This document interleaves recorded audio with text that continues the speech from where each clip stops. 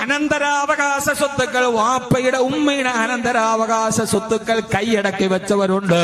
ഒരു കാര്യം നിങ്ങളെ ഖുർആനിനെ മുൻനിർത്തിയിട്ട് ഞാൻ പറയട്ടെ, കുടുംബത്തിന്റെ അനന്തരാവകാശ സ്വത്ത് അർഹതയുള്ളവർക്ക് കൊടുക്കാതെ പിടിച്ചു വെച്ച് അനുഭവിച്ചാൽ അവനെ ദുനിയാവിൽ തന്നെ അത് അനുഭവിച്ചേ തിരിച്ചു പോകൂ.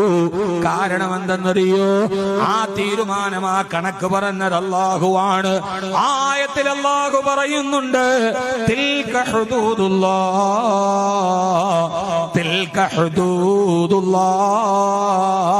ഇത് അല്ലാഹുവിന്റെ ഹുദൂദാണ്, ഇത് അല്ലാഹു പരിധി പറഞ്ഞതാണ്, ഇത് അല്ലാഹുവിന്റെ നിയമമാണ്.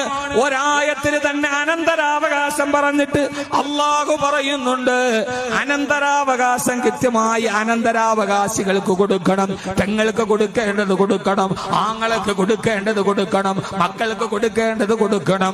വാപ്പ മരിച്ചിട്ട് അനാഥരായവരെ നിങ്ങൾ പിടിച്ചടക്കി വെക്കരുത്. അങ്ങനെ വെച്ചാൽ ഈ ദുനിയാവിൽ തന്നെ നിങ്ങൾ അത് അനുഭവിച്ചേ പോകൂ. കാരണം തിൽക ഹുദൂദുല്ലാഹ്, ഇത് അല്ലാഹുവിന്റെ നിയമമാണെന്ന് വിശുദ്ധ